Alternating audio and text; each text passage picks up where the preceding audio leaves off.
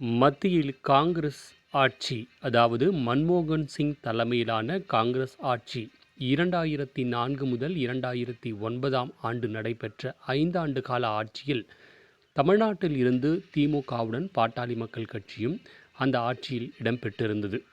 அந்த அமைச்சரவையில் பாமகவினுடைய முக்கிய தலைவரான ராமதாசனுடைய மகன் அன்புமணி அவர்கள் மத்திய சுகாதாரத்துறை மற்றும் குடும்ப நலத்துறை அமைச்சராக 5 ஆண்டு காலம் செயல்பட்டார்.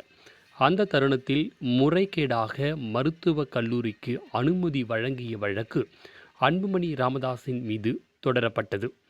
இந்த வழக்கில் தகுதியில்லாத, அனைத்து வசதிகளும் இல்லாத, அடிப்படை வசதிகள் கூட இல்லாத அந்த மருத்துவக் கல்லூரிக்கு தன்னுடைய அதிகாரத்தை பயன்படுத்தி தவறுதலாக அந்த மருத்துவ கல்லூரிக்கு அனுமதி வழங்கியதற்கான வழக்கில் அவர் மீது தொடரப்பட்டது. இந்த வழக்குக்கு பயந்துதான் அன்புமணி அவர்கள் தொடர்ந்து பாஜக கூட்டணியில் இடம்பெறுகிறார் என்று பரவலாகவே பேசப்பட்டு வருகின்றன. நீங்கள் சரியாக கணித்தீர்கள் என்றால் 2014 ஆண்டு பாஜக தலைமையிலான தேசிய ஜனநாயக கூட்டணியில் டாக்டர் அன்புமணி பாமக இடம்பெற்றிருந்தது. அந்த தேர்தலில் அவர் தர்மபுரி தொகுதியில் போட்டியிட்டு வெற்றி பெற்றார். அவர் மட்டுமே அந்த தேர்தலில் அவரும் கன்னியாகுமரி தொகுதியில் பொன் ராதாகிருஷ்ணனும் வெற்றி பெற்றார்கள். ஆனால் பொன் ராதாகிருஷ்ணனுக்கு மத்திய அமைச்சர் பதவி வழங்கப்பட்டது. அன்புமணிக்கு எந்த பதவியும் வழங்கப்படவில்லை. 2016 ஆண்டு தனித்து நின்ற அன்புமணியை அன்றைய பாஜகவின் தலைவர் தமிழிசை சவுந்தரராஜன் கூட முதலமைச்சர் வேட்பாளராக ஏற்றுக்கொள்ளாமல் அவர்களும் தனித்தே நின்றார்கள்.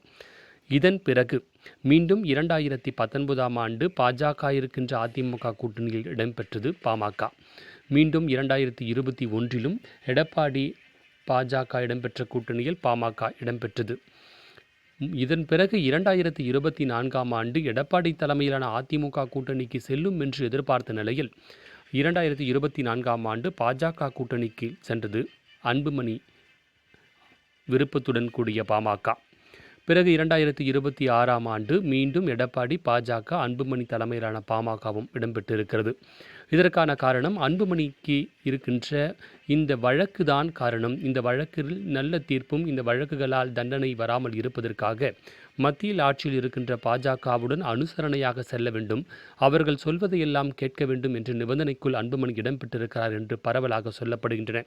இதையெல்லாம் கடந்தும் நீங்கள் தெளிவாக உற்று கவனித்தால் பாஜகவுடன் கூட்டணி இருக்கின்ற ஒவ்வொரு தருணத்திலும் கட்சி ரீதியான வழக்குகளிலும் அவர்களுக்கு சாதகமாகவே தீர்ப்புகள் கிடைக்கின்றன. எடப்பாடி ஓபிஎஸ் பிரச்சனைகளில் வழக்குகள் அனைத்திலும் எடப்பாடியே வெற்றி பெற்றிருந்தார். இதற்கு காரணம் பாஜக என்று பரவலாக பேசப்பட்டது.